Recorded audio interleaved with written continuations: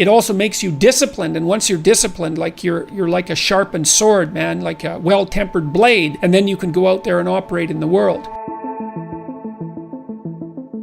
The reason that discipline is necessary is because you're a mass of competing short-term interests. And so the question is then, well, which short-term interests should win out? And the answer to that is none of them. They need to be organized into a hierarchy that makes them functional across time and across individuals. So like a 2-year-old is very likely to act out his or her proximal impulse. But of course, a 2-year-old can't survive in the world. You have to bring your primary instincts, let's say, under the regulatory structure of a higher order value system that allows them to manifest themselves without undue mutual sacrifice across large spans of time in the presence of large numbers of other people. So that requires a very sophisticated ordering.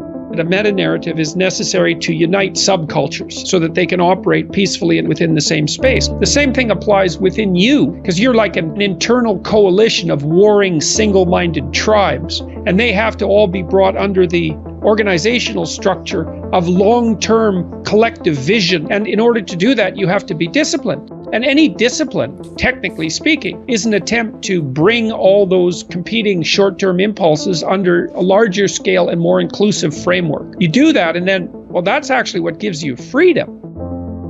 If you're going to mess around with very complicated and dangerous matters, you should really put your life together. We also know that the higher your conscientiousness, the lower your neuroticism. Conscientiousness does seem to keep neuroticism in check. And so I would say, and have said this to many people, clean your room, organize your life, get a routine, get up every day at the same time, go to bed at the same time, establish disciplined habits. That will help a lot. A schedule, and here's how to use a schedule. Use a calendar, but don't use it as a tyrant. You want to use your calendar as if it's your confidant and advisor. And what you want to do is use the calendar, sit down, open the calendar and think, okay, well, here's what I'm going to do. I'm going to design a week of days that I would really like to have. What that would mean is that you would schedule things that you would consider meaningful and productive, on a daily basis, so that you feel that your life is justified by having a day like that, and also to schedule enough of your responsibilities so that you make progress day by day instead of falling farther behind. Generally, you should approach it as if this is something that will help you get what you want. You have to figure out what you want. And then you have to figure out how to decompose what you want into actionable steps.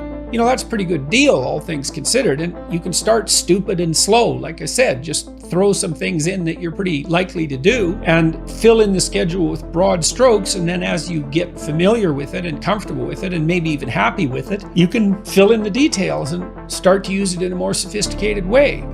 And what that'll do is, it doesn't directly affect your neurophysiology, but you react to uncertainty and the unexpected with more physiological preparedness and more expenditure of energy than the typical person. And so what you want to do is organize your surroundings, because it's a lot easier to organize your surroundings, at least to begin with, than it is to do radical reconstruction on your fundamental temperament. Generating a view of your life that consists of valued goals that you want to attain, and then steps by which those might be attained. Well, then you can ally that with a schedule, and then not only do you know what you're doing, you know that what you're doing is moving you towards something you want, and that's rewarding.